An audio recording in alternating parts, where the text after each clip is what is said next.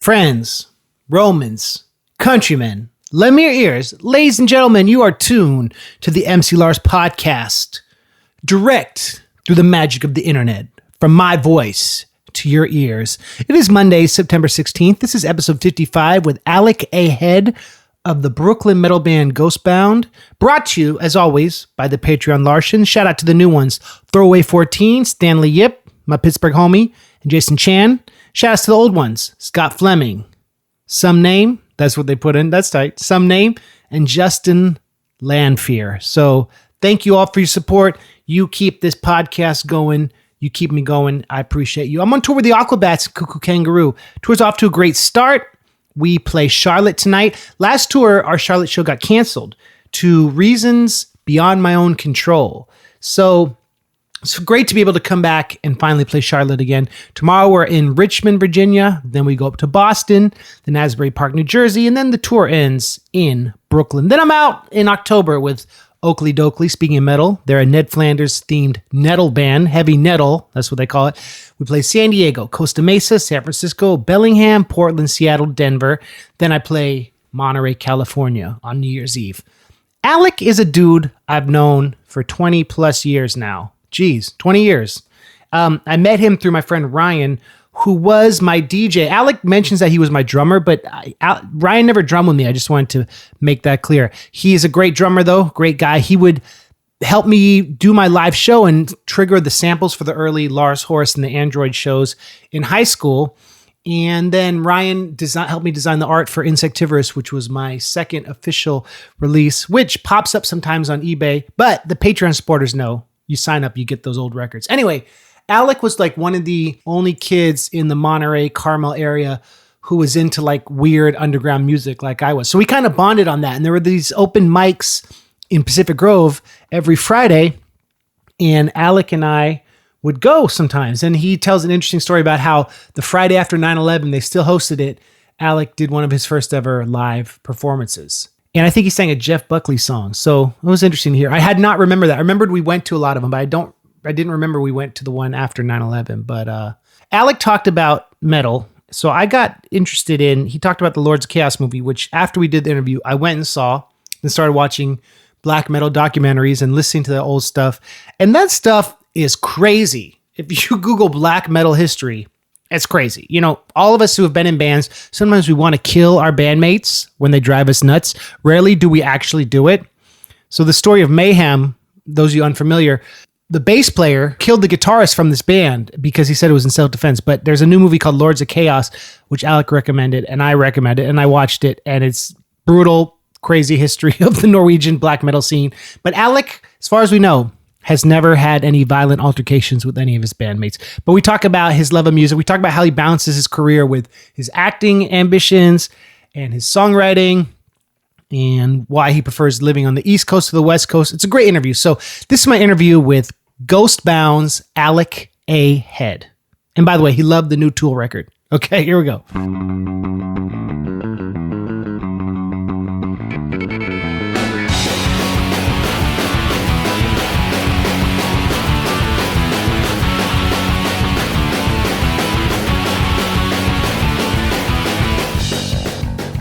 Ladies and gentlemen, I am here with California transplant, Alec Head. Hey, Alec. Hello. Hello, Andrew. I've known you for years. We go back. 20 years plus?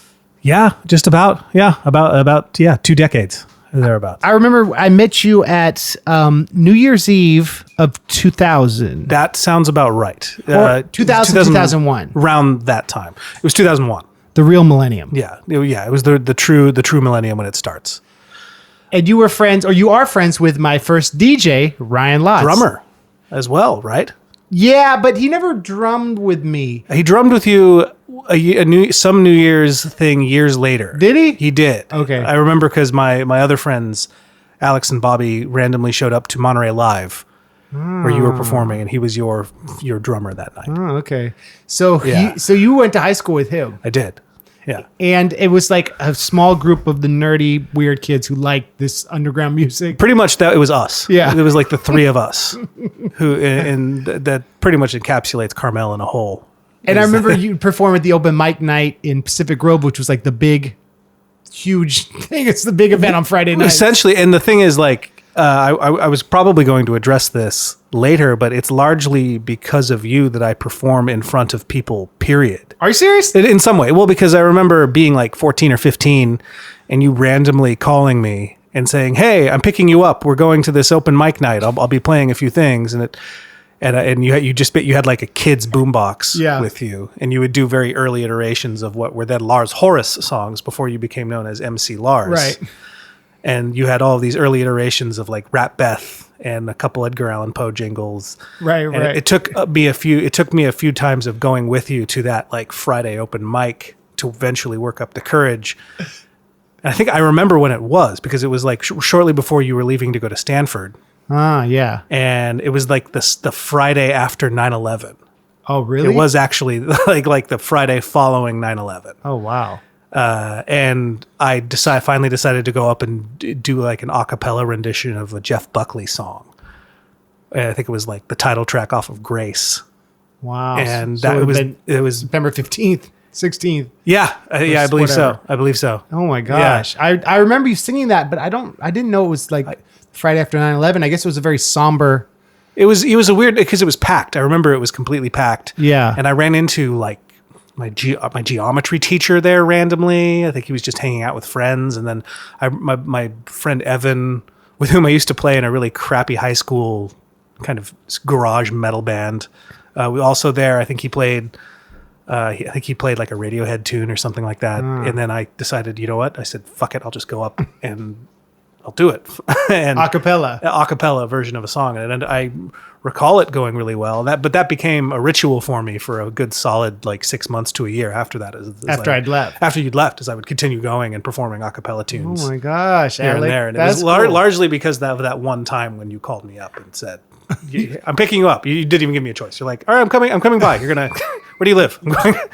You were brave. You were brave. I was like, "Oh, sure. I'll do this." I remember it was, and you introduced me to Faith No More and the Smiths and like this cool older underground stuff that wasn't really in my circle. I knew Joy Division because of Nine Inch Nails' Dead Souls cover. Right. Yeah. But like some of the other cool stuff was Mr. Bungle. Yeah. You were like, "Do you like weird stuff? This is some weird stuff." And I've never gotten out of that rabbit hole. I'm still kind of in that, very much in that realm. And I think if anything, it's gotten darker and weirder over the years. Like it's never more let unorthodox. up. Yeah. It's never really let up. So Ghostbound is your current project. It is I would say it's my main project. So how long you been doing that? Well, that's a very interesting question in the respect that it's kind of been the thing that I've been preparing for all my life. And I started writing for it, like as a quote unquote songwriter. I started writing the songs that would eventually comprise the debut record when I was around 18 or 19. Oh, wow. So 4 years ago. Yeah, exactly. I'm an old 18, but no, it would have been around 2002, 2003 when I started writing for it. And so that's when the structure for a good half of the record came out, when I was just kind of plinking around on a guitar and trying to, make the kind of music that I wanted to hear that I hadn't heard yet from a band. That was basically the goal. Yeah. And all of it was based around images and kind of, I always described the band as having a cinematic atmosphere because, as you may remember, I also worked in a video store for a really long time. Monster Video? Yeah, yes, Monster Video. Rest in peace. Indeed. I think there's a hole where that place used to be, and I miss that. I miss that as an entity. Yeah, we should go back and talk about that. Yes. Time of your life. But to kind of close the thing regarding Ghostbound is that it's very much cinematic and based around the sort of ethereal, otherworldly sort of atmosphere that I try to conjure up. Yeah. And whenever I would hit a riff or a chord that sort of evoked that image, I would kind of try to structure it into something resembling a song. And first half of the record was like composed in a 3 or 4 year period in that time, and then I would return to it ages later to finish it and put lyrics to it and finalize all the arrangements of it and eventually record it and release it outright, which I eventually did on June 1st of 2018. Congratulations. Thank you. It's every gray hair in my beard. It's And I think I was at one of the release shows. Or you were at our album release show. Yeah, it was cool. Yeah. At St. Vitus. St. Vitus, which is like a very classic metal venue. It's pretty much the best venue in Brooklyn. I awesome. dare say in terms of in terms of metal venues. I've played there like 8 or 9 times in various bands over the years, and yeah, and I've played there 3 times with Ghostbound, and there might be a 4th time coming up very soon. So, hey, that's cool. I'm hoping to do. I love playing that venue. I feel like it's a second home. It's good, really good sound, huh? Yes, it has really good sound, and they're able to actually, like, because I sing cleanly over heavy music. Yeah, that can often get lost in some of the more janky kind of podunk small clubs that we're often forced to play in. Right.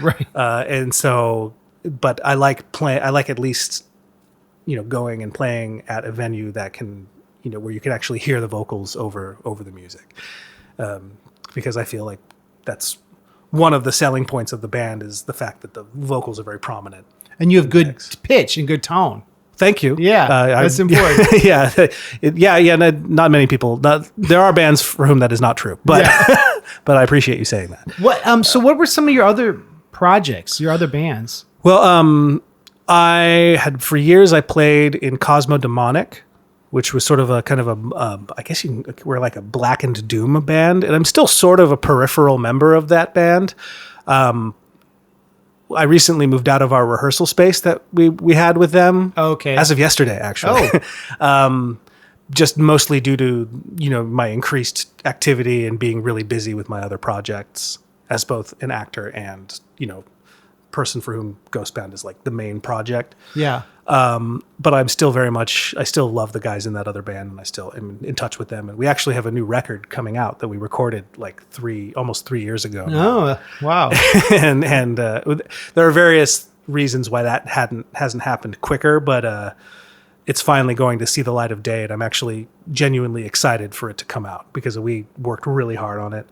I was mostly I was only the guitarist for that band. Yeah. And I would contribute the occasional arrangement here and there, but I joined Cosmo Demonic because I had randomly met Boz, the frontman, and kind of, I guess, main songwriter when I was working at an old former day job.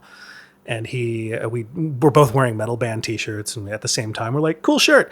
And we ended up, it turns out we had a lot in common musically, and he had mentioned that he had this project he was trying to get off the ground, and he had already recorded 3 or 4 songs to comprise what would eventually be the first record. And he sent them to me, and I couldn't believe how unique it was. Like it was unlike anything I had ever heard. And right then and there, I was like, I'm in. I would love to be a part of this. Yeah. And for about 4 or 5 years, I joined. We ended up kind of finalizing the first record, which was largely completed before I joined. But then I ended up adding a few guitar solos and a couple textures and we ended up mixing and mastering that. Cool. And then we ended up playing and even touring for a few days here and there. Played a few really big shows early on, and then we got down to writing and recording our next record, which is soon to see the light of day. And for that record, I actually did write one song, but we all largely cobbled it together as a band. It was definitely more a band effort than the first one, and I'm really like, from what I've heard of it, it sounds immense, and I'm very, very excited for that to come out. That's cool. But I don't know like what the future lies in terms of like where I'm like if I'm going to be like still contributing after that. But none of it is like acrimonious or bad or anything. It's very adult. It's very much just like a specific time in my life where I where I just don't have the time or energy to devote to it as a full band member. But I'm hoping they'll continue, and then if they need me as needed, I'll play with them tomorrow if they ask me. That's cool. So that was primarily that was the main other band for a while, and I briefly played with a former coworker's sort of like indie folk rock kind of project as a lead guitarist, and I had brought on Ghostbound's bassist Noah for that, and really I just joined those bands as a means to sort of like finesse my own songwriting, just because both of those bands were headed up by actual songwriters, by one person who was able to cobble riffs or chords together in a way that made sense. Yeah. And by that point, I feel like that skill was something that was kind of eluding me. I wasn't like finishing songs. I was amassing a lot of parts. Right. I hear like you. thousands of little riffs that are all on my smartphone. Right. And never finishing them. And it was through working with those two bands, often simultaneously, that I was able to like bring, I wouldn't just record one single riff. I would record a riff and its transition. And sooner or later that would turn into a full-fledged song. And that's what kind of gave me the wherewithal and the skill to eventually go back and complete what would comprise All Is Phantom, our debut, Ghostbound's debut record. So I owe those bands a lot for that reason alone. So those have always been the main musical projects. I've always wanted Ghostbound to be my main focus as a musician because it's very, very personal and very, very much my labor of love that I've wanted to do for the last 15 years, for better or worse. Wow. So the fact that it's active and that we have a full lineup and that we're playing shows and we're writing new material now, I feel like even though it doesn't seem like we've accomplished much in terms of people knowing who we are or album sales or anything like that, I feel like we have a good thing going and a decent amount of momentum. And a following, I feel. That's cool. For what it's worth. Do you feel like that wouldn't have been as easy if you'd stayed in California, especially on the Central Coast? Oh, yeah, no, impossible. Yeah. I wouldn't have had the focus or the wherewithal or the people. Yeah. There aren't many musicians who are into heavier underground music over there. I know. Just period. Did you grow up? Were you born on the Central Coast? I was born in LA, but Okay. I might as well have been born on the Central Coast because Yeah. when I was a year old, we moved up to Monterey. Oh, when you were a year? Yeah. Monterey, Oh, wow. Carmel, Pacific Grove, that whole area. Yeah. And I think it was, I lived the longest in Carmel in terms of, where I actually grew up. So I was a lot of my outlook was sort of shaped by the climate of that area. So I think it's inherent in Ghostbound's music. I think it's because I feel like we have a very lush, green, kind of verdant atmosphere to our sound. Yeah. Or if you just walk on scenic and look out onto the ocean, like I feel like that's all in our sound. Yeah. That's cool. And I feel like I've been shaped by that atmosphere. It's interesting how all the artists and creative people who came out of the peninsula, but it also feels like it's a distant thing. Like it's the generation before. No one's really stayed. Well, who are we thinking of? Like Ansel Adams, and, Kerouac, and Kerouac. Dylan, They just passed through. They were largely itinerant. That's true. Henry Miller, but a lot of these people largely just passed through. That's true, and inspired them. Robert Louis Stevenson. Yeah, Robert Louis Stevenson. And people like, right, you went to RLS high school, right? Yeah. I went to RLS lower school. I went to the grade school. I didn't know that. It's funny. I don't know if it speaks of like the small town provincialism that goes on in from where we grew up. Mm-hmm. But Robert Louis Stevenson only lived there for about 6 months. And they make a big deal. And they like literally like he's everything on the they name the peninsula. schools after They name him. schools after him. There's that purportedly haunted building that he supposedly had done a lot of his writings in. And in like downtown Monterey, I believe is where that is. But it's funny that happens. It's that they'll latch on to whatever famous name and Steinbeck kind of had a acrimonious relationship. Steinbeck had a very, and I love John Steinbeck. Like I know we were all forced to read him in school. Yeah. But I gobbled him up. I loved John Steinbeck. Genius. Yeah. And but the people of Salinas hated him. He talked ill about the systems. Yeah. He was a muckraker. And for him to have a museum out there, I feel he'd be turning in his grave. Although it is admittedly a cool museum. I had to go there a few times over the years for school trips and whatnot. Yeah. But it's totally not what Steinbeck would have wanted. What? And then other than Dream Theater, are there any metal bands like with members who spent a lot of time there, like bigger bands? Speaking of Dream Theater, I think Mike Portnoy spent a very small amount of time out there. Okay. Because his father owned an art gallery in downtown Carmel. Right. He used to come into my work. He used to come into the video store that I worked in. Oh, really? For the longest time. Nice guy. I've never been the biggest fan of Dream Theater, but I always thought Howard was a really nice guy. So the guy's dad. The guy, yeah, Mike Portnoy's father, Howard Portnoy, owned an art gallery. I think Howard has since passed on, if I'm not mistaken. I believe he has.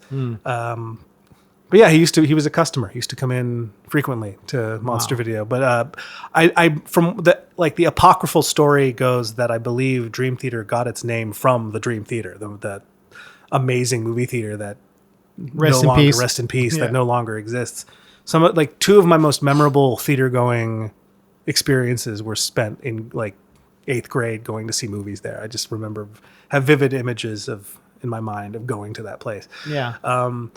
But I believe they got the name from there. But Mike Portnoy himself, I think, spent most of his time in Long Island, where Dream Theater was formed. So he just thought it was a cool name. Yeah, I just think he thought it was a cool name that his dad had lived out there, so he would occasionally go and visit, I think is the story. Yeah. I'm sure other people would know more than I. Prog nerds would know more than I. Wow. So, and then I remember going to the jazz festival. That was always a big event. Well, Monterey and Carmel were very blues and jazz centric. Yeah. It was a very blues and jazz centric town, almost in that kind of, I don't know, it was often very exhausting for me. Tell me more about that. That's interesting. Because it's an older fan base, or? I think it's, that could be a reason. I can't really comment as to like the reason behind it, but it was more like in high school, the jazz and blues musicians were always exalted in some the students, in some form, and those of us who were a bit off the beaten path, who focused on weird post punk and black metal and death metal and things that I would like to listen to, our genres weren't valid. And I'm not saying that people would treat me in that respect, but it's definitely the energy. There were no scenes for that. No, definitely not in Carmel. I think Carmel Valley had one death metal band, Legion Victorious. Do you remember those guys? I heard of them. Yeah. I yeah. And then do you remember Darvon Complex? Well, yeah, Ricky's old band. Ricky Chastain's old band. Yeah, I remember Darvon Complex. Ryan drummed for them. Ryan Lots played drums for them. I didn't know that. Ryan, if you're listening, hello. Hope you're well. But there were, but it wasn't really a scene. There were like 2 or 3 bands. And I played Pacific Grove High School with Darvon like October 2001. That sounds about right. Yeah. Yeah, they played a lot of high school gym shows. And that was the scene. That was basically what myself, Ryan Lotz, my buddy Ross, Jeremy Blumke, like all of the 4 of us would all randomly, our parents would drive us to these hardcore shows. And they would all be in, the Pacific Grove Gym or the Youth Center.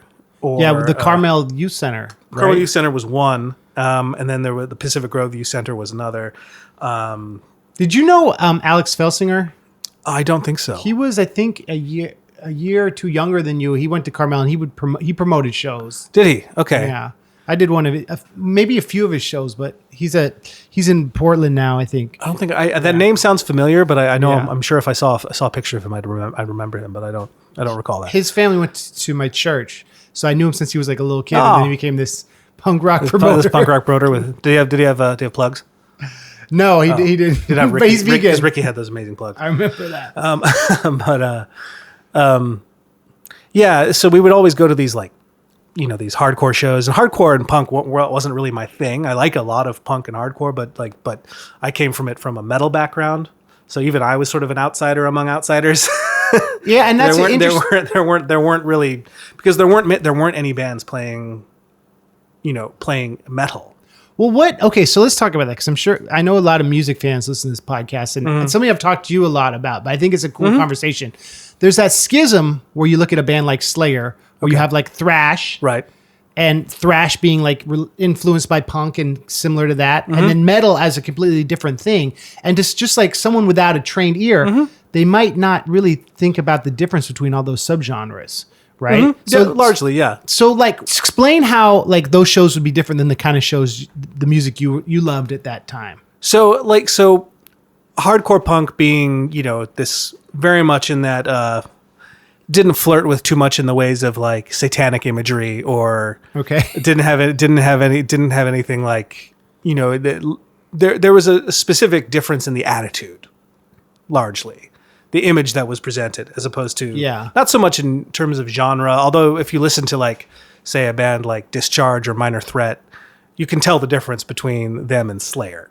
Right. Like by sound alone. Yeah. But there is eventually like a cross section where you hear a band that has sort of a D beat, which is what Discharge popularized, that ba da da ba da da da da da the double bass. That is that D beat? That's D beat. Oh, D beat. The Discharge beat. So do that again slower. Bum bum ba-dum bum bum bum bum bum bum bum bum bum bum bum. So that kind of pick that up. was sort of like a hardcore. That's a hardcore staple, essentially, especially when Discharge came around and made everything a little bit faster and heavier in the early 80s. Okay, so then what would a Slayer groove be like? Like boom, jump, jump, jump, jump, jump, jump, jump, like something like a little bit faster and more steady. Yeah, right. Not as much swing to it. And Minor Threat, similarly, maybe a little faster. Yeah, and I would say like there's a cross section where the actual rhythm or the beats doesn't really necessarily matter as much as it is the attitude that is presented. Because if you listen to, say, like Bad Brains, and back in the day, like 1981, I don't think there was any band playing faster than Bad Brains. Yeah, they were just like they were probably the most intense band around in terms of the actual sheer speed they were playing at. But speed is also very important in metal, isn't it? Yeah, well, it's important in certain styles of metal. Yeah. I would guess. I mean, I in truth, as I'm getting older, I'm trying. I don't think so much in terms of genre. That's myself. That's interesting. I feel like, specifically as a musician, as a songwriter, I feel like writing for the sake of genre is a very limited way to do it. I would say writing for the sake of interesting music is a more inclusive way to do it. So could you give Ghostbound a genre name? I describe us as an atmospheric rock band. Okay. And say with metal leanings because we do have some of the staples that would, fall under a metal umbrella. Like we do play with heavy guitars and with some distortion on them. Would you call it proggy? I wouldn't, but other people have, and they're not wrong. And what proggy's different time signatures and synths? That's taken on a whole new thing in and of itself, hasn't it?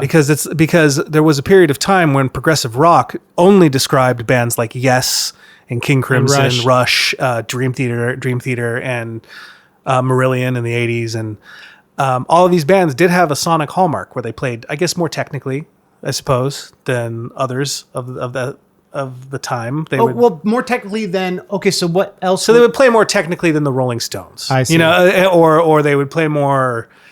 They would switch time signatures faster, and a lot of them had keyboards and Hammond organs in the background, and frequently it was music from the head and not the heart. Yeah. And I say this as somebody who loves Rush and loves Yes and loves King Crimson. Yeah. Not so much Dream Theater. Well, the Rush lyrics were from the heart. Yeah, definitely, especially closer to the heart. Yeah. But like largely it was headier music, I guess, for lack of a better term. Okay. But the progressive thing, and I want to, I'll hammer this point because the progressive thing, eventually, as the years have gone on, there are a bunch of bands that get the progressive rock tag, but they just sound like heavier versions of Yes or King Crimson. So Coheed and Cambria, people call them prog post metal. But they definitely, they have full like passages that are very Rush derivative to me. Yeah. So I wouldn't say that they're like. Would you call them prog? I would say they have progressive elements. Okay. But only in terms of that style of music, because the term progressive actually should refer to you're doing something different with the genre. Right. Theoretically. And they do something different with post-hardcore. Yeah, and all they're adding, elements of old style prog rock to kind of a pop punk emo background. Yeah. True. So I've heard bands that I feel are like truly progressive that are original that sound like no one out there. Uh-huh. Because for me, when I'm hearing Cosmodemonic before I joined, that to me was progressive, even though the music does not fall under that category at all. Only because it sounded like nothing else. So is there like progressive electronic music and progressive hip hop? I'm sure. Yeah. I'm sure there is. Maybe that would be indie rap. I mean, I think like the last Danny Brown record, Atrocity Exhibition, had like, it was all based on this weird, like paranoid post-punk industrial sort of atmosphere where it just sounded like somebody who was scratching at his walls on an Adderall binge and it sounded like no other hip hop record I've ever heard. Would you call any Nine Inch Nails stuff progressive? Not that I've heard, but that doesn't mean it doesn't exist. But what about, so the defining elements are changing time signatures? No, not even that necessarily. It just has to be unique. That to me, my definition of progressive is that it has to be moving a genre forward in some way and doing something that no one else is doing. So what if it's like Nine Inch Nails, an amalgam of pop music and industrial music? Yeah, that's with atmospheric sounds. And they'll occasionally have some metallic guitars. Yeah, thrown in there. What's the biggest selling actual prog band? Do you think, like commercially? It's got I don't think Dream Theater is definitely up there. Yeah. It would probably be Rush. Yeah. I mean, and even then, Rush had a very poppy period in the 80s. And I love that. I love 80s Rush. I'll fight anybody about 80s Rush. That's the best. Love 80s Rush. Yeah. Grace Under Pressure is a great record. And if anybody disagrees, you'll know where to find me. But I would say Rush. But yes, King Crimson. All those guys sold a ton of records. Is there prog black metal? Yeah, definitely. What are some examples of that? Well, once again, I think we're splitting hairs a bit in terms of my definition of progressive versus what the actual genre refers to. So your definition? My definition is that it's just unique and avant-garde in a way, and progressive, and it doesn't necessarily have to have odd time signatures or high-pitched vocals or Hammond organs. And that would be the conventional That would be the conventional definition of progressive rock. And your definition my definition is just strange. Not strange, but like honest in a way that like you can't easily categorize it. So with Zappa, would you consider him progressive? Yeah, in a certain way. Captain Beefheart as well. Yeah, right. I would be, just because it's, while, they don't bear any of the hallmarks of what the genre came to know, they definitely did some things that were unique. What about Mr. Bungle? Same. Yeah, same. Yeah. Because they were every genre at one point. Yeah. They were every genre. They played it. They played everything under the sun. In terms of black metal, the one that comes to mind the most for me is a band called Death Spell Omega. And they've gone under some controversy recently for the fact that one of their members might have some questionable political ties, which as many of those guys do. But I think I have reason to suspect that the other members don't harbor that. I think he's just like a hired gun, and he just sings for them. Where are they from? They're from France. Okay. They're from France, and they rarely give interviews. Nobody really knows what they look like.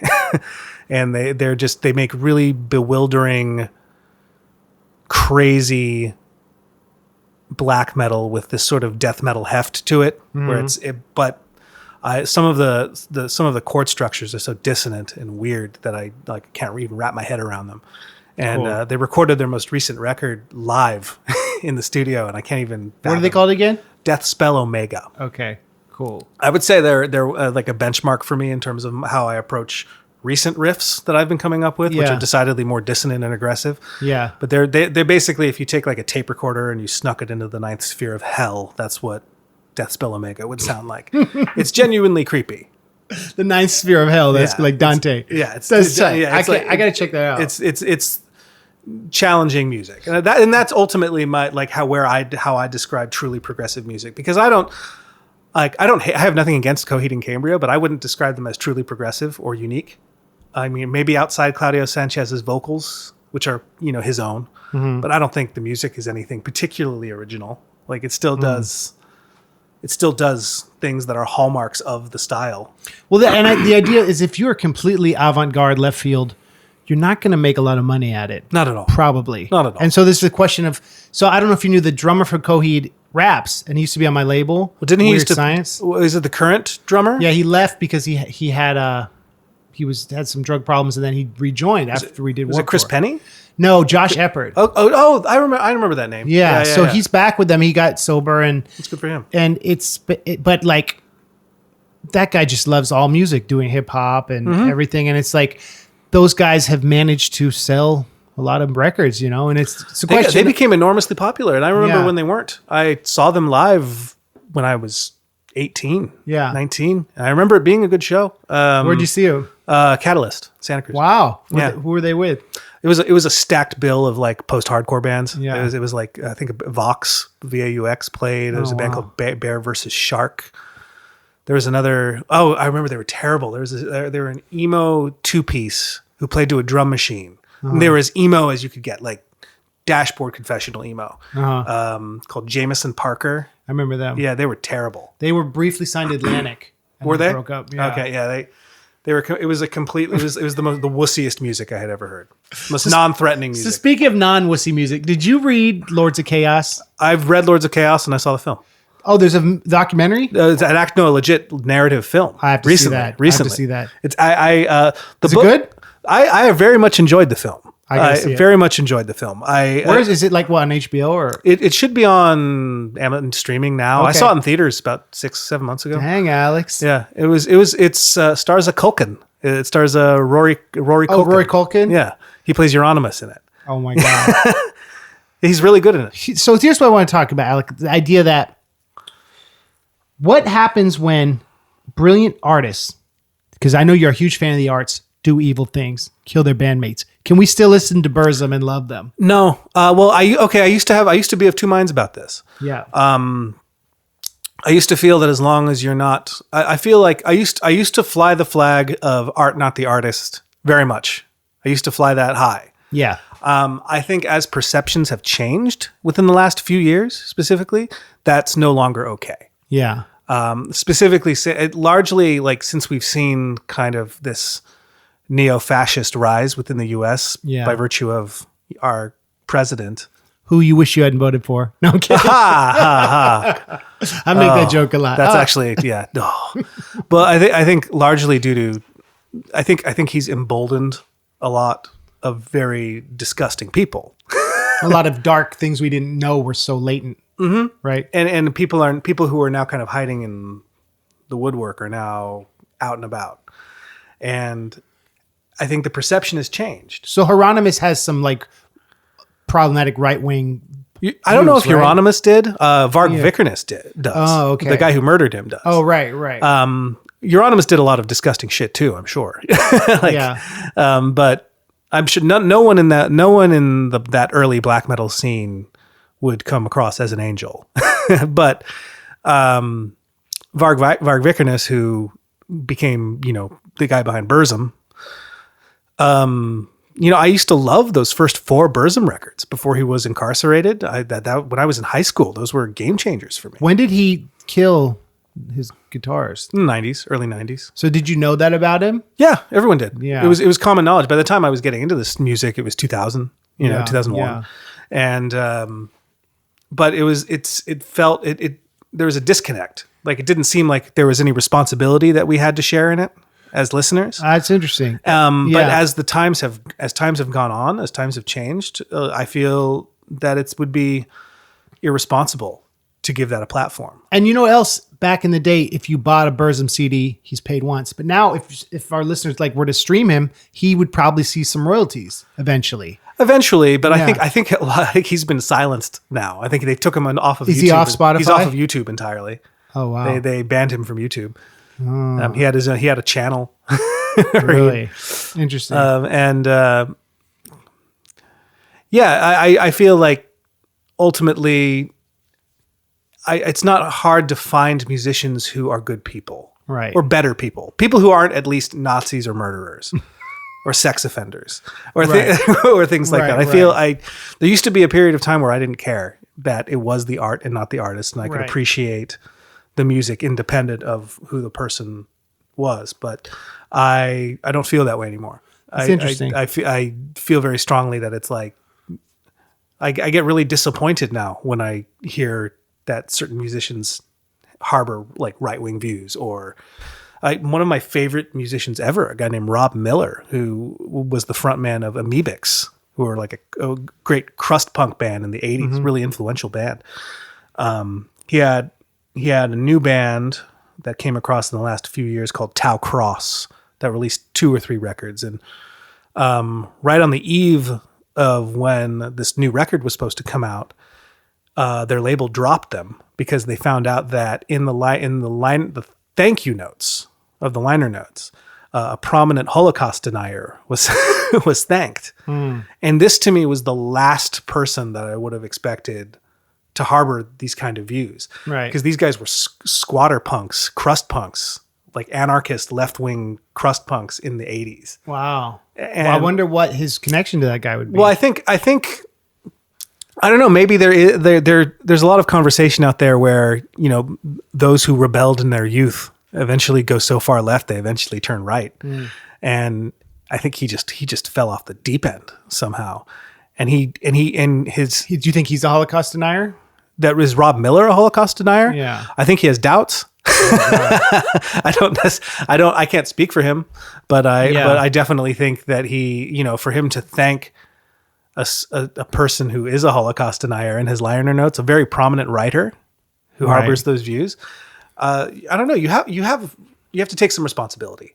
You know, as a listener and an artist, you have to take some responsibility. And I feel that to give that a platform is irresponsible. So I don't know if you know, one of my songs I talk about, my hot topic is not punk rock. I say, Old song. Love that song. Old one. Thanks, man. I say G.G. Allin was punk rock, and I get a lot of backlash for that because in the years it's come out that everyone knew he was a scumbag, but like more stuff he did.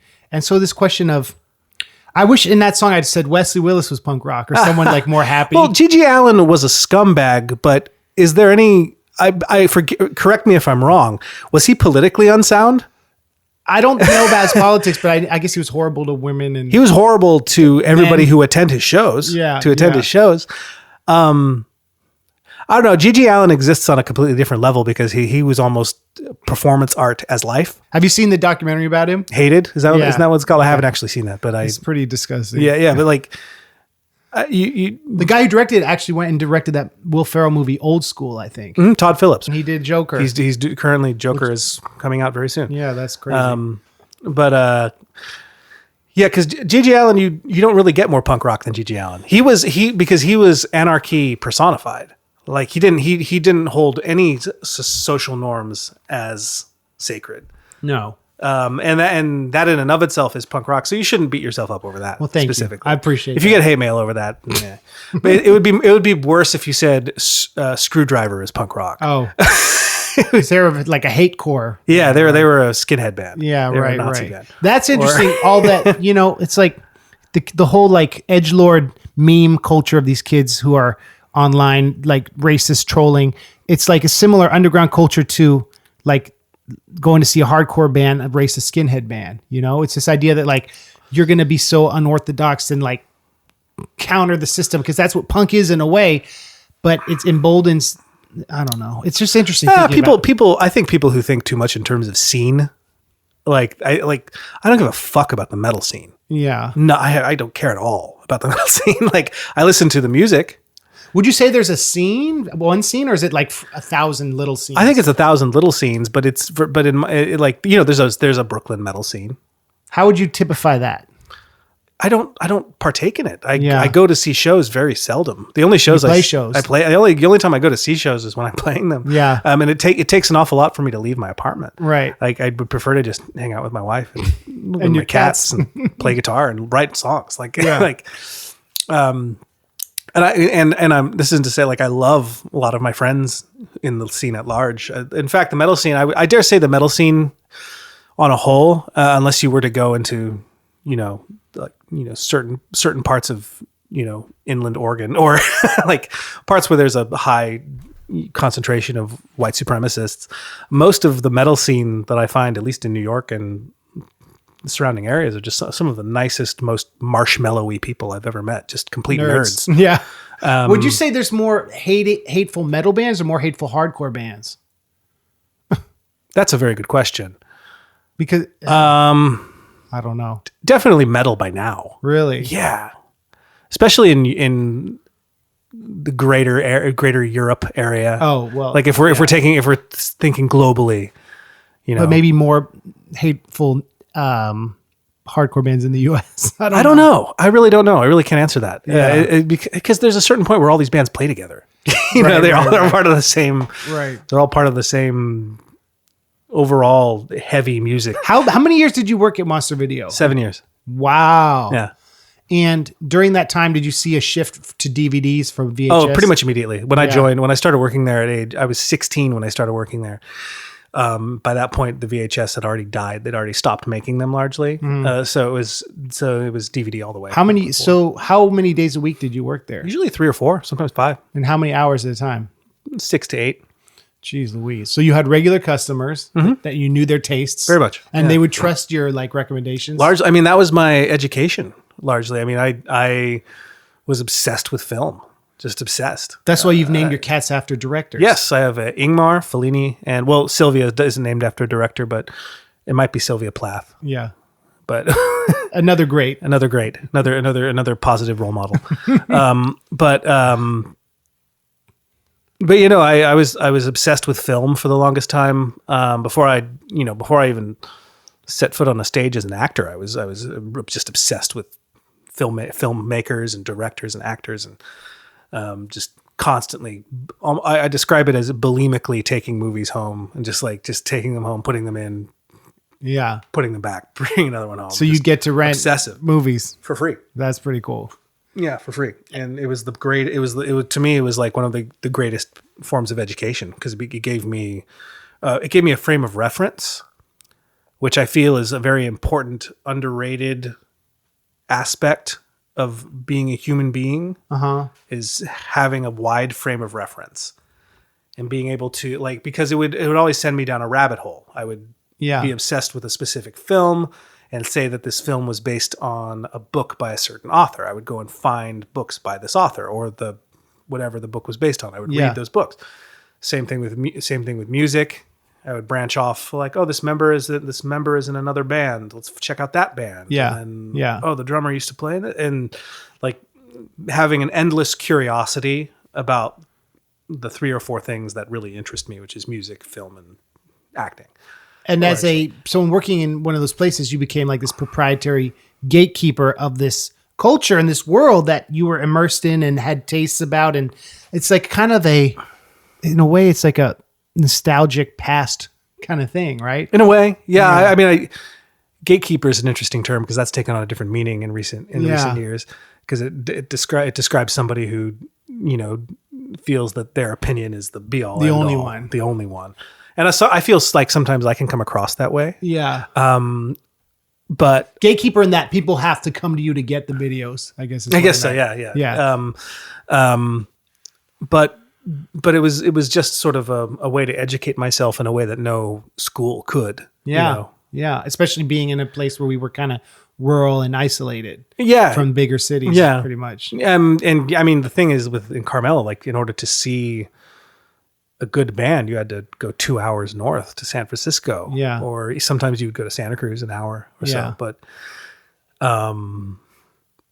it almost forced you to kind of forced me to sit and watch a ton of movies and listen to a ton of records and just kind of gather all of these influences. When did you start acting? I would say in middle school, but I didn't start to take it really seriously until I was around 18, 19. Okay. When I started doing it in my senior year of high school. Yeah. And then I spent 3 or 4 more years on the Monterey Peninsula just doing community theater and going to MPC, Monterey Peninsula College, just acting in show after show after show after show after show. And it came a point where I was sort of feeling like I needed to get out. Yeah. And that's what moved me to New York. And all I did was act and then silently, for myself, kind of write more music just by my lonesome for the following 5 or 6 years until I decided to quit acting for about 6 years just to focus on music. Because I figured I wouldn't get this record done if I was doing both at the same time. And now you're acting again? Now I'm acting again, yeah. How do you learn lines? Because that seems like one of the hardest. No, it's the easiest thing in the world. What's your technique? Just read it. Okay. Seriously, I think very visually. Yeah. So I can remember how the words appear on a page. Oh, interesting. And but you used to do it in high school. I did, but I never had a big role. I would be in the Okay. chorus, or I would.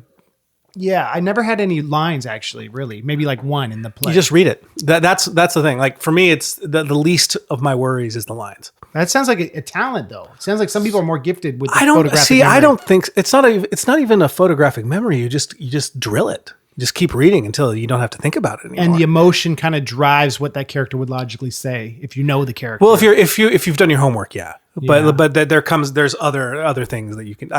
It's hard for me to talk about acting technique because it's sort of like talking about fingerprints, where it's like where it changes from part to part. Sure. And everyone's is different. Yeah. So you never really. I'm cool with anything as long as it gets you there. and I'm cool with anything as long as it gets you there, and as long as it doesn't impede my own work. You know. Have you ever been on stage and you don't know the exact line, but you say something that's close enough? I'm sure. Yeah. I'm sure I've done that. But that's just part of like a musician playing like a minor chord instead of a major Oh chord. yeah, hitting a wrong note. Yeah, that happens all the time. But that's part of how much fun it is when you're on Yeah. stage because anything can happen. Literally anything can happen. Right. That's why doing a play is amazing is because like anything could go wrong. And The show must go on. and you have to figure out a problem. Like I had the third show Ghostbound played was a lesson in problem solving because I broke a string. And as soon as I broke a string, our bassist's amp blew out. and I was trying to it turned out to be the string that I was soloing on. It was a very simple solo and I was like, no, I'm not going to do this. So I just kind of grabbed the mic and started frontmanning it up. Yeah, you're right.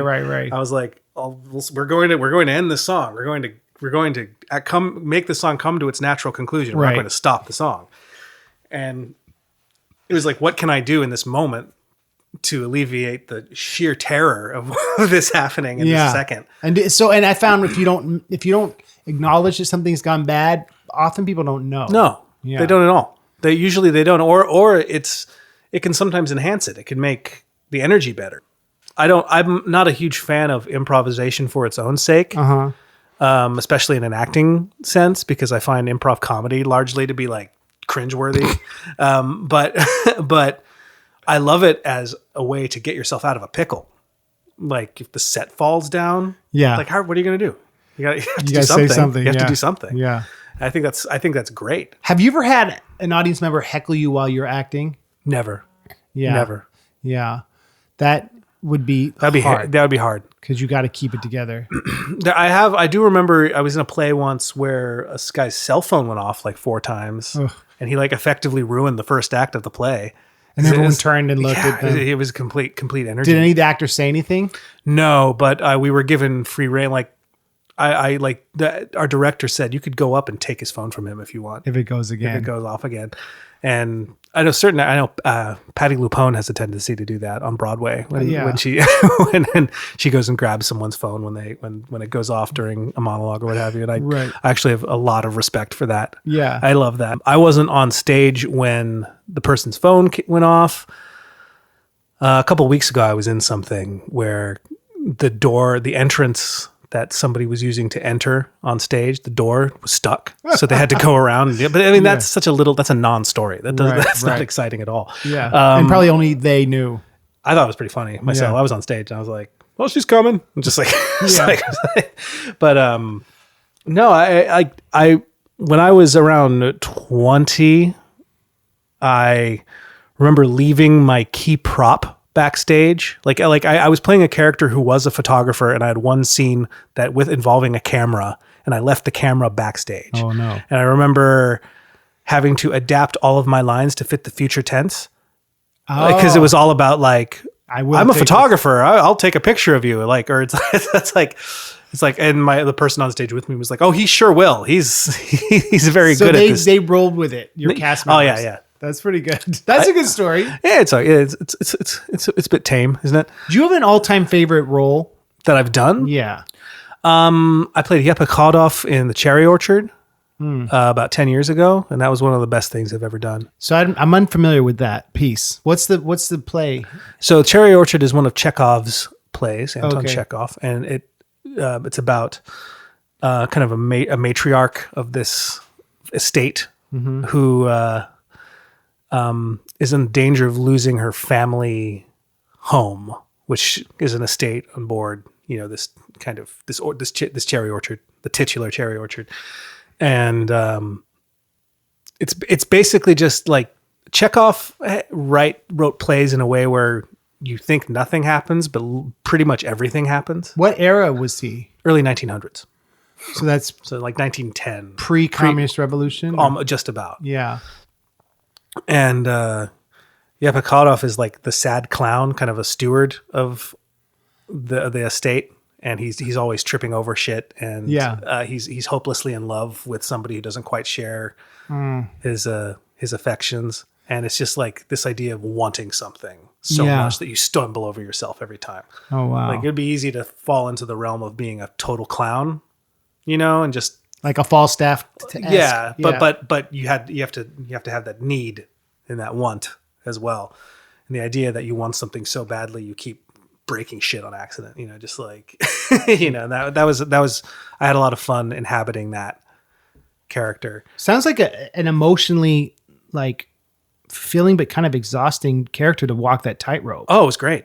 Yeah. I learned a lot about myself during that. And there's another play around 7.5 years ago. It was a short play that my friend Michael Sean McGinnis wrote called Glyph. And it was like a 15-minute short play about cavemen, cave people. And over the course, basically it's like, the head of the tribe has just come back from a big mammoth hunt many months away, having brought home like the meat for the oncoming winter. And I was the person who was carrying the meat to chronicle, the hunt, so to speak. And everybody, like at the beginning of the play, everybody was speaking in sort of like, "Moop, go here." Like ab modifiers weren't part of that. Right. part of like, "Moop, go here." He say this and things like that. Yeah. And they after we come back from this mammoth hunt, we're then asked to chronicle what happened. And as I'm telling my story, my lines become increasingly more complex until I'm speaking in iambic pentameter. Oh, that's pretty cool. And suddenly I'm like eloquent and owning the room for the first time. And it gets to the point where the main head of the tribe is so incensed by this that he ends up beating the shit out of me and ripping out my tongue. Because you've shown your adroitness with the language. And he rips out I got to have my tongue ripped out on stage. Wow. That was amazing. And that also was very emotionally exhausting because the whole last 5 minutes of it was me like waking up after having my tongue ripped out. Oh my God. And realizing that this gift is now gone. And there's that. Recently, as of like a month ago, I did another short play, an original by an author named Larry Wrinkle, I think he's based out of Long Island, but it's called The Flying Dutchman Boards the Staten Island Ferry. And do you know Wagner at all? Do you know? I'm familiar with the name, but I wasn't too much either before I did this, but it was this young. Did he do the Ride of the Valkyries? He did the Ring, or the Wagner's The Ring trilogy, or the Ring cycle, or whatever it's called, and the Flight of the Valkyries as well. Yeah. And it's this gay couple who had just come from seeing a production of The Flying Dutchman at the Met. One of whom is very starry-eyed and obsessed with the like operatic tradition of love, and his boyfriend is completely just like not having it. Yeah. They eventually get into a little tiff and they break up. Enter the Dutchman, played by me. And I'm the actual Flying Dutchman. Oh. And I'm convinced that this starry-eyed young one is the person to help me lift the curse. Because the Flying Dutchman's a 500-year-old pirate who's confined to sail the seven seas. And so I got to have full old age makeup and that's amazing. That's why he's on the ferry. Gray hair and it's very rare in New York specifically that as an actor you get the opportunity to go full character in that you get old age makeup, gray hair. Like they always cast age appropriate. There's never an occasion so many where actors. There's so many of us out there, but for whatever reason they let me do this. I just realized that's why the Simpsons, the restaurant they go to, the seafood restaurant, is called the Frying Dutchman. Yeah. It's a pun on that. It is definitely a pun on that. That's pretty good. Simpsons have a lot of in-jokes. I know. The Simpsons had a Thomas Pynchon episode. I think he was on two of them. He was on two of them. And that Yeah. blew my mind. I was like, his actual voice is on it. Wow, but he had a bag over his head. He had a bag right? over his head. Yeah. He had like a cookbook called The Frying of Latka 49. That's pretty good. And I'm just like, that's such an obscure reference. And going back to what we were talking about earlier about like progressive music isn't going to find a big audience. There are those bands that have done, done that, who have found a way to like to sell 1 million records and do that. But some of them have done that at the expense of kind of dubbing down their sound, not in a bad way necessarily, but making it more accessible. Right. I think the poster child for that will always be Radiohead. Interesting. Because I don't think they're particularly progressive, but fans who haven't heard actual progressive music say they are. Yeah. Tool, another one. Oh, Deb, have you heard their new one? It's boring as hell. Really? It's terrible. My Yeah. guitarist Mike loves it. I haven't heard it. What don't you like about it? Yeah, it's getting panned. My issue with Tool, and Tool hasn't aged well for me at all. Like none of their records have really aged well for me. When I was in grade school and high school, I loved. What about Undertow? See, Undertow, I always thought was hampered by a really poor production job. I always thought the guitar sound on it was really weak. I just think it was not a very powerful sounding record. I really liked Anima when it came out. Oh, that was the second one? That was the second full length. Yeah. And that, what songs were on that? Had Stinkfist and that was 46 and 2. The Alex Gray art. Is that what that was? LSD art. Yeah, stuff. yeah. Okay, so you feel it's just too... Well, my issue with Tool is that rhythmically it's always really interesting. Uh-huh. Because what Danny Carey and Justin Chancellor always do on drums and bass respectively is always really, cool and mathy and polyrhythmic and all those buzzwords that people like to throw out. But then I always find the guitar playing really dull. Do you think it counters it and weights it down? No, I feel like it's always the same drop D pentatonic riffs. Uh-huh. It's always it's always really basic sounding to me. Are there ever like any fancy guitar solos? Never, but I don't need fancy guitar solos. I just need interesting guitar playing. But don't you think counterpoint that Maynard is so like his voice is so all over the place? I like Maynard. I have no issues with Maynard's vocal. But don't you think having I feel like with hip hop, I mean, we're talking about different genres. If something is simple, if a beat is driving and good, a lyricist will stand out more. So maybe having polyrhythmic rhythms and then a simpler guitar allows the I don't think other it works things to though. shine. I don't think it works. What are examples of it working for bands that have those elements that you like? Meshuggah. Early on, Meshuggah were very much a gateway band for me. I don't really listen to them anymore. Yeah. But when I first heard Destroy Erase Improve as a 14-year-old, because the riffs they were chugging on like very simple 2-chord riffs, but they were in weird time signatures. Like the drums would be going in 4/4 and the guitars would be in like 13/8. And it would make it work. It would work in this weirdly mechanical sort of sound. So my friend Mike, I did an episode with him. His opinion is that this album's really grown on him. He is a tour manager, so he had to drive across the country and he listened to the album like 20 times. Yeah. And he said it really grew on him. And the Ghostbound record's 65 minutes long. It's a long record by most standards. Yeah. And you and I are both of the era that understands what it's like to open up a CD, take it out, put it in a CD player, smell it, take out the liner notes, and actually have an experience. Yeah. Actually have a personal experience with the record. And that's something I'll always have. Did you stream the new Tool or did you buy it physically? I will never buy it. Yeah. No. But maybe if you'd had that experience, I'm just being devil's advocate. I don't think I would, because I have no interest in it. Yeah. Like Tool does nothing for me. Yeah. Like I listened to the one song that premiered, and I'm like, this is like the color beige set to music to me. Like it's completely inessential. Not enough that it's bad, just unimaginative. Interesting. And it sounds like Tool, don't get me wrong, but at this point in their career, Tool is essentially covering themselves and calling it a record. That's my thing. Right. That's my take. Well, I haven't heard it. So I only heard the one song, by the way. I say that as somebody. Okay. I say that as somebody who's only heard the one song, but I'd imagine, knowing what I know about Tool and how the previous records have sounded, because Lateralis wasn't that good either. Neither was 10,000 Days to me. Right. So it's interesting though. It's like one of the last bands of that era still putting out music. Well, it took them 13 years. Yeah, I know. Right. But But Were then you a Perfect Circle fan? I or like no? I think Amer de Noms, the first A Perfect Circle record, it ages better than any Tool record. Personally, Wow. and I'll fight people on that. Wow. Because there's an atmosphere to it and there's some real heart to it. Judith, yeah. Yeah. And that whole first record is great. I haven't listened to the 13th Step since it came out, but I promised myself I'd pull it out again. Is that their second record? But there's like an earnestness to the lyrics of it. I think Maynard's really kind of wearing a lot of his heart on his sleeve on some of the songs. Whereas like almost nothing about Tool moves me. Right. and that's the thing. Eventually I'll need to be moved. Like it's not enough for a song to rock. It has to remind me of something. It has to take me somewhere and or move me considerably. So Ghostbound, where can people find it?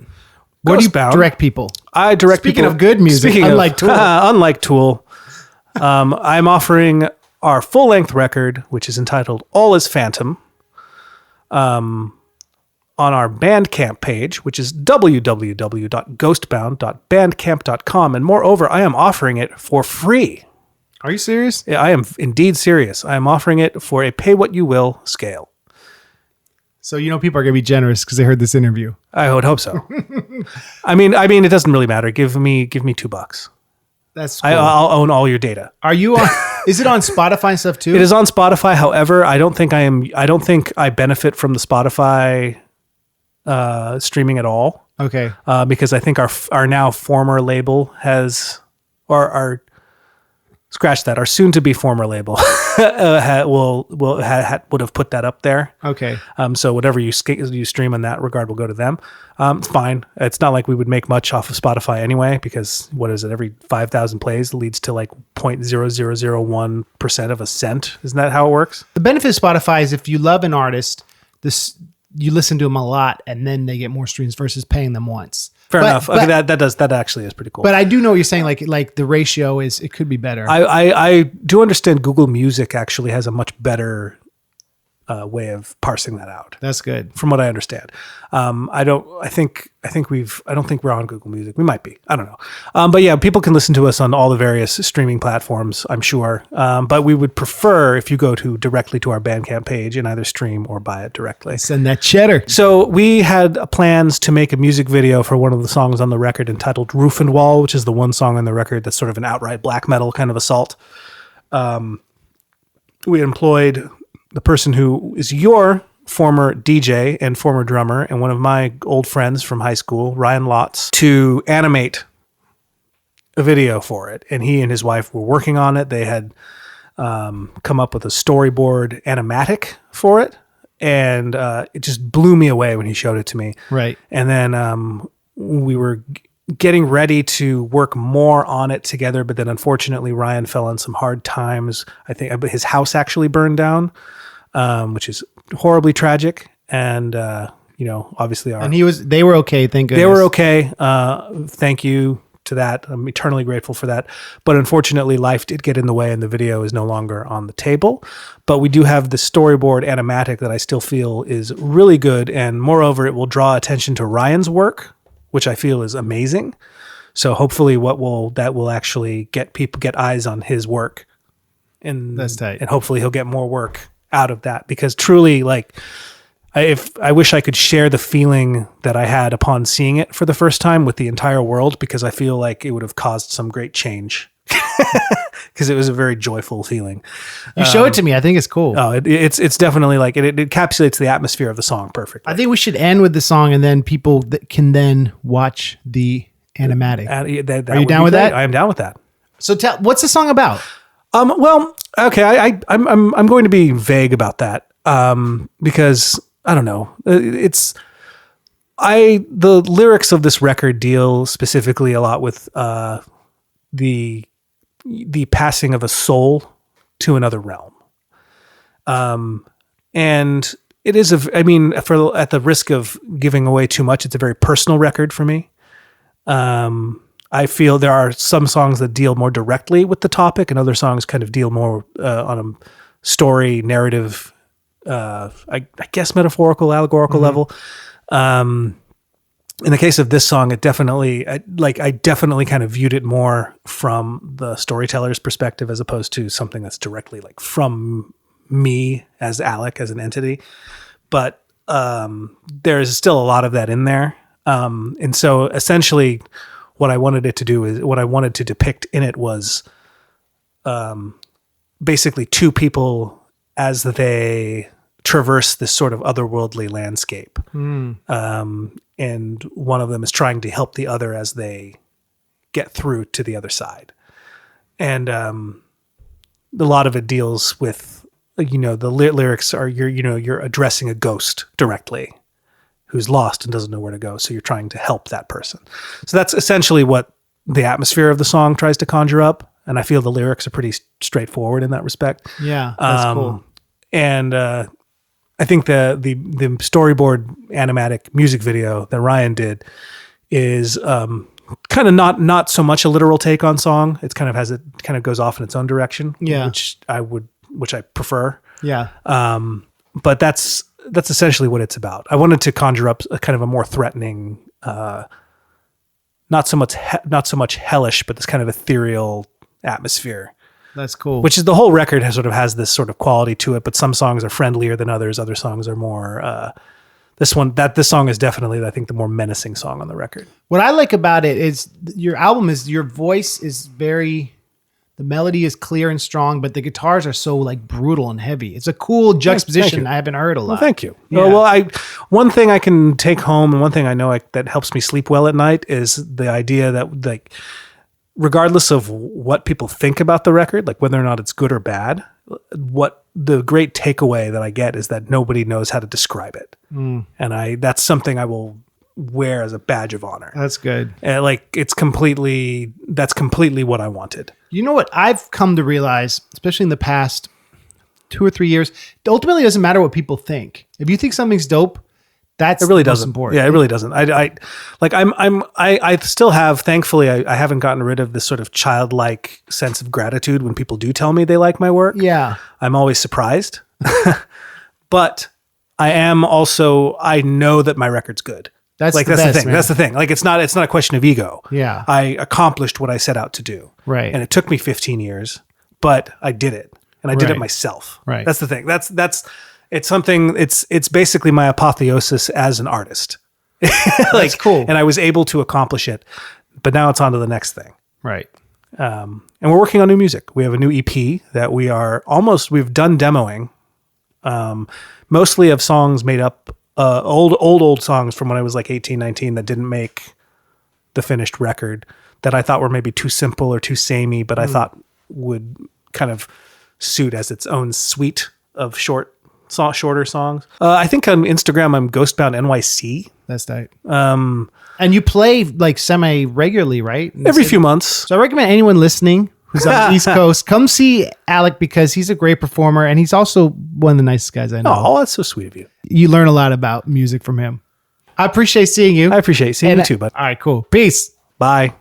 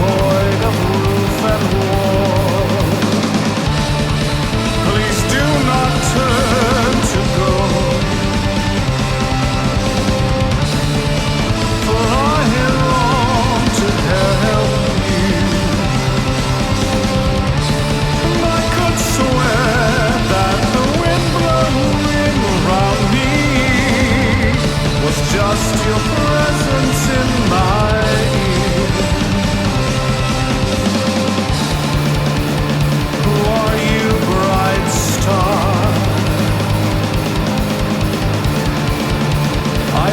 I know you well.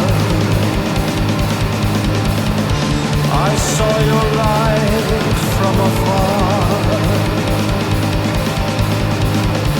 and it was shining for me and me alone. Why do you turn to go? I can get here to where you need to go. I could swear that the rain falling upon me was just your presence all around.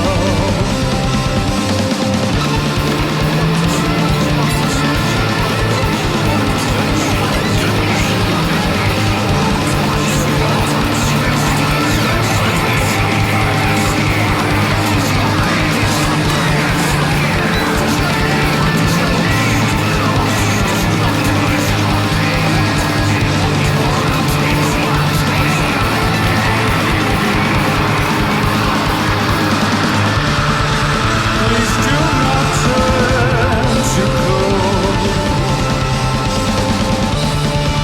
for I long to help you, and I could swear that the fire that protects me was just your presence all around. I will go where you go, for this path is mine as well. From the highest heavens, at the sounding of the knell, please do not turn to go, for I long to help you.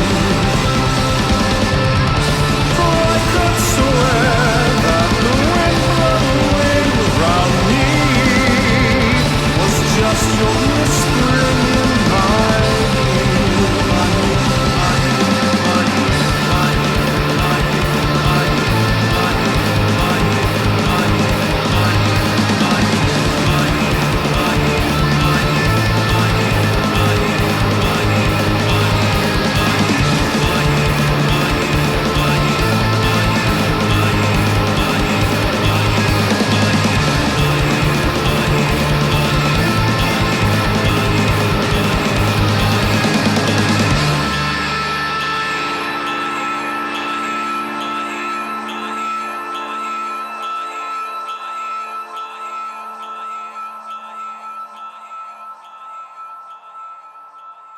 All right, Alec, thank you. That was a great interview. Great song. Look forward to the animatic of that song on the Ghostbound YouTube channel. This week's Larson of the Week is a fan from Ohio. Her name is Amanda.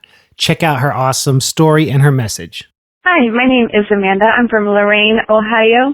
The first time I heard about you was through my son, Daniel, who was actually at the time 9 years old. He asked to help figure out what the song OG Original Gamer was about. And so we went through the whole song, and then we watched some more videos, and then it was just like a story ever since then. We've discovered your music, we've discovered Nerdport, and it's just been amazing. Again, my name is Amanda, and I'm from Ohio in Lorain, and my son Daniel, who was 9 at the time, discovered you and told us about you, and we have loved your music since. Bye. Thank you, Amanda. Your t-shirt is on its way. Thank you for calling up. If you want to be on the MC Lars podcast with a story or a message, or just give a shout out to someone or something, sign up for the Patreon, patreon.com/MCLars, and you'll get the proprietary phone number, which allows you to be on the podcast. Next week, we got Insane Ian. Insane Ian is part of the FUMP, the Funny Music Project, and that he's alongside people like Devo Spice, the great Luke Ski, Worm Quartet. You may be like, who are these people? If you listen to the podcast, I had Worm Quartet on, Timothy Chris from Rochester, but there are a lot of great artists in the Fump, the Funny Music Project. I've had some songs up there, but I'm not part of the Fump. I'm part of the extended Fump network or something like that. But anyway, Ian talks a lot about the internet and how it's affected his career as a comedy musician. So check that out. That is next week. In the meantime, come see us on tour, mclars.com/tour, and I'll see you soon. Thanks for listening. Bye. Thanks, Alec.